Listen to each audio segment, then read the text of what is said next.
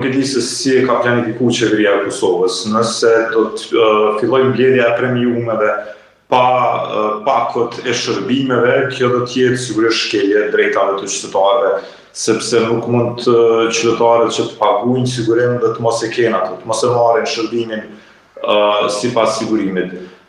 Një ide e cila është dhënë nga antarët mazhorancës nga partia me pushtet është thënë se do të ketë një implementim të sigurimeve shëndetësore me pako bazike, pastaj do të fillohet edhe me pako të tjera, por sigurisht se kjo nuk do ta mbuloj, si më thonë, atë pagesën e qytetarëve. Konsideroj që qeveria nuk duhet që të fillojë me mbledhjen e premiumeve nga qytetarët, nga punëdhënësit, por edhe nga përmarrësit, dhe të mos ofroj shërbime sipas sigurimeve shëndetësore. Pra, kjo do të jetë një shkelje e drejtave të qytetarëve dhe nuk duhet të ndodhë. E qartë, a shihni si problematike që qeveria nuk e dha ndonjë datë fikse se kur edhe do të implementohet?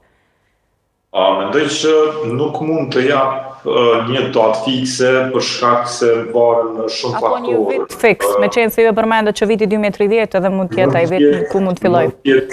Mund të jetë viti 2030, mirë po duke i pas parasysh zhvillimet e fundit politike, konsideroj që do të jetë mjaft problematike të jepet një datë se kur do të bëhen sigurimet shëndetësore.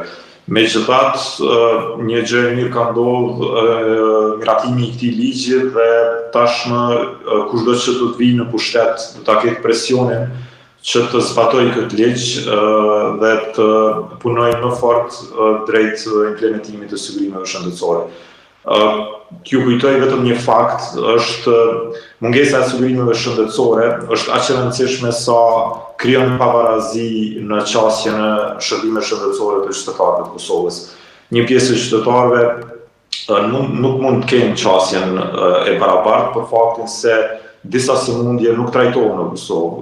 Pra, një pjesë e qytetarëve detyrohen ose të paguajnë nga xhepi, ose të kërkojnë ndihmë nga shteti, ose të kërkojnë ndihmë edhe nga qytetarët. Pra, ne e shohim pothuajse çdo ditë ku qytetarët ndryshëm kërkojnë ndihmë nga qytetarë të tjerë, ndihmë financiare për të paguar shërimin e tyre jashtë vendit. Dhe kjo do të jetë njëra prej komponenteve të sigurimeve shëndetësore, që fondi i sigurimeve të kontraktoj shërbime jashtë vendit, atje ku kryhen dhe ku trajtohen sëmundjet të cilat nuk trajtohen në vendit tonë, dhe qytetarët të drejtohen atje pa pasur nevojë të paguajnë për ato shërbime. Pra, kjo është shumë e rëndësishme për të pasur sigurimet shëndetësore. E qartë.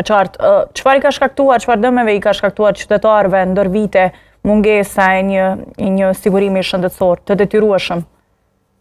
Secili qytetar pa sigurim shëndetësor në Kosovë potencialisht mund të bëhet i varfër, sepse nëse sot neve na prek një sëmundje e rëndë, e cila trajtimi të cilës mund të kushtoj deri në 100.000 euro, atëherë potencialisht secili prej nesh mund të bëhemi të varfër, sepse ose do të detyrohemi që të shesim pasurinë tonë për të mbuluar kostën e trajtimit. Qysh edhe ka ndodhur në shumë prej familjeve në Kosovë.